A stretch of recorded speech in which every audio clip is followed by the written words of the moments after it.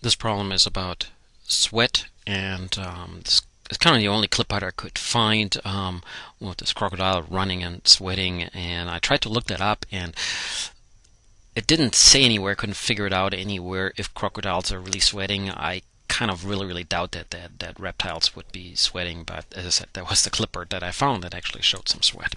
Oh well. So the problem says the latent heat of vaporization of water at body temperature of 37.0 degrees Celsius is 2,420,000 joules per kilogram. To cool the body of a 75 kilogram jogger, average specific heat capacity is 3,500 joules per kilogram in Celsius degrees, which is a little bit less than our water. As we know, we're mostly made of water. And that to cool the body by 1.5 Celsius degrees, how many kilograms of water in the form of sweat have to be evaporated? So let's see what they tell us. They tell us the temperatures, respectively, the delta T of 1.7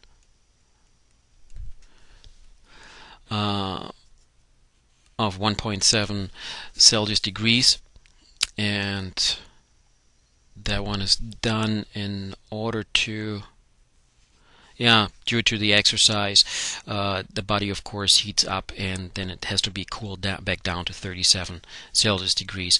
The problem doesn't say that, but we can kind of figure that out from, well, having some extra knowledge of our own. What else is given is the mass of the jogger on one hand. On the other hand, we're supposed to figure out what the mass is of the sweat, which would be basically water being sweated out. And what is given is the specific heat capacity of both the jogger as well as the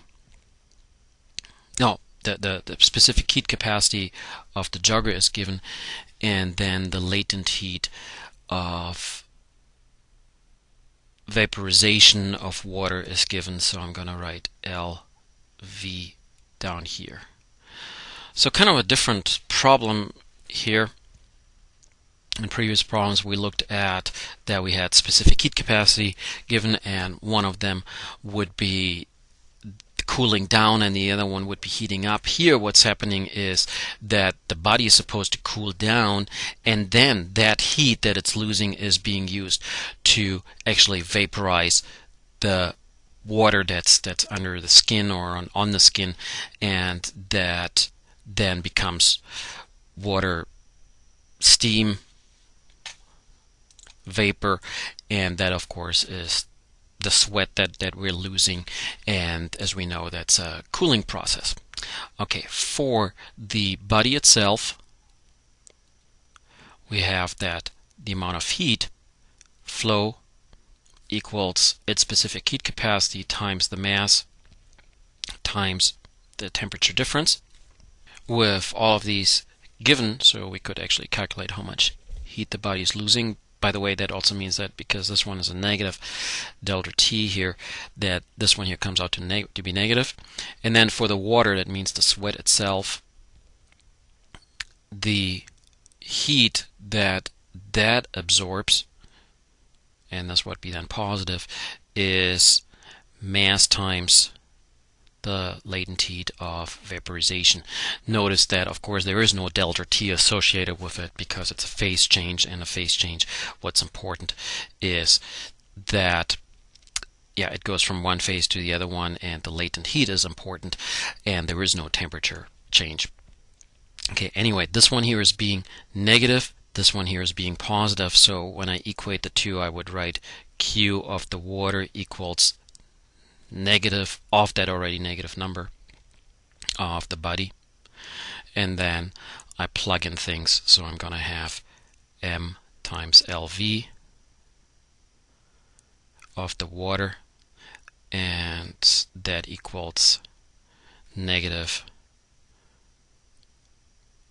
all the rest here of the body. And then we're supposed to figure out what the mass is of the water.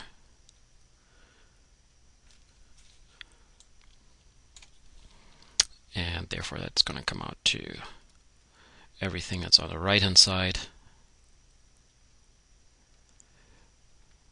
which I mentioned just a moment again, and divide that by the latent heat of vaporization for water. So MW equals,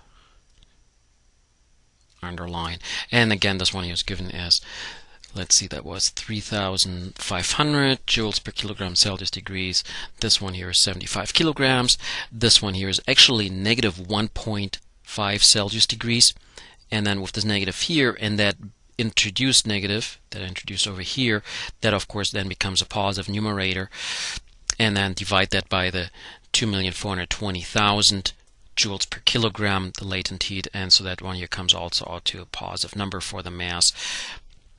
And when you look at the units, you come up with a nice kilograms for that one.